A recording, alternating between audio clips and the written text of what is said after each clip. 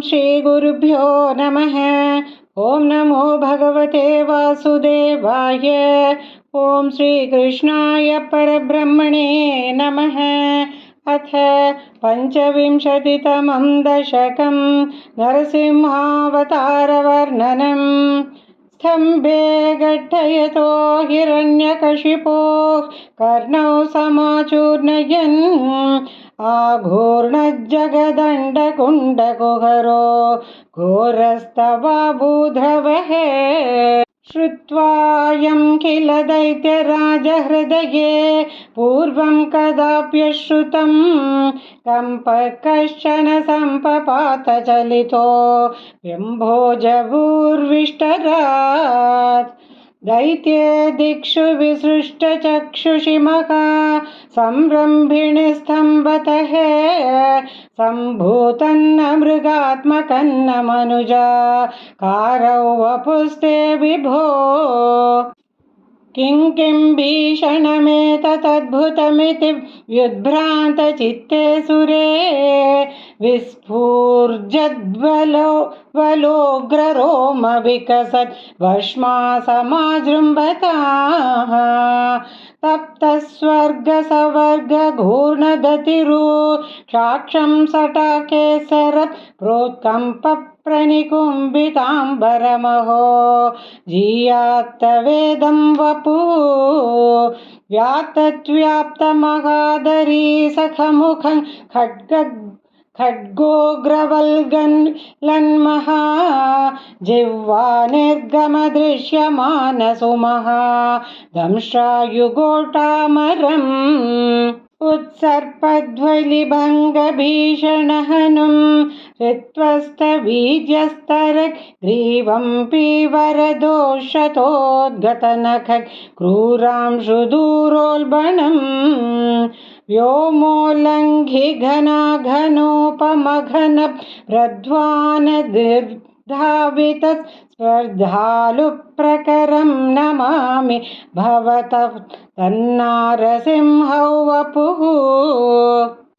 नूनौ विष्णुरयं निहन्यमुमिति भ्राम्यद्गदाभीषणं दैत्येन्द्रं समुपाद्रवन्तमधृता दोर्भ्यां पितृभ्यां ममुम्।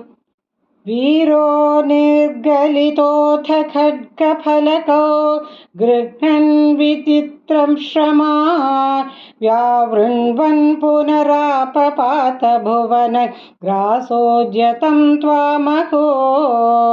भ्राम्यन्तं दितिजाधमं पुनरपि प्रोद्गृह्य दोर्भ्यां जवात् द्वारेथोरुयुगे निपात्य नखरान् व्युत्खाय वक्षो भुवि। निर्बिन्दन्नधिगर्भनिर्भरगलद्रक्ताम्बुबद्धोत्सवं पायं पायमुदैरयो बहुजगत् संहारि संहारवान्। त्यक्त्वा तं हतमाशु रक्तलहरी सिक्तोन्नमद्वश्मणि प्रत्युत्पत्य समस्तदैत्यपटलीं चाखाद्यमाने त्वयि। भ्राम्यद्भूमिविकम्पिताम्बुधिकुलं व्यालोलशैलोत्करं प्रोत्सर्पत्खचरं चराचरमहो धुस्थामवस्थां दधौ। तावन्मांसवपाकरालवपुषं घोरान्त्रमालाधरं त्वां मध्ये सभमिध्वरोषमुषितं दुर्वारगुर्वारवम्। अभ्येतुं न शशाक कोऽपि भुवने दूरे स्थिता भीरवः सर्वे शर्वविरिञ्च वासवमुखाः प्रत्येकमस्तोषतः। भूयोऽप्यक्षतरोषधाम्नि भवति ब्रह्माख्यया बालके प्रह्लादे पदयोर्नमत्यपभये कारुण्यभाराकुलः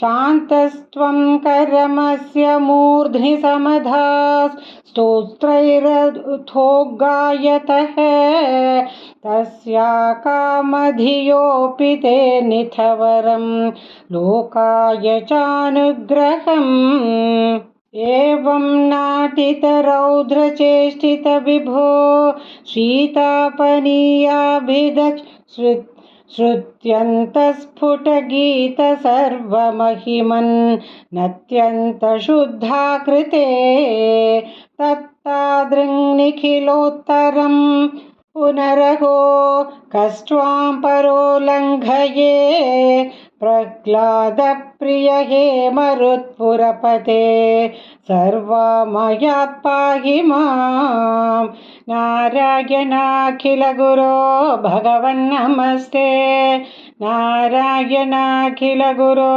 भगवन्नमस्ते।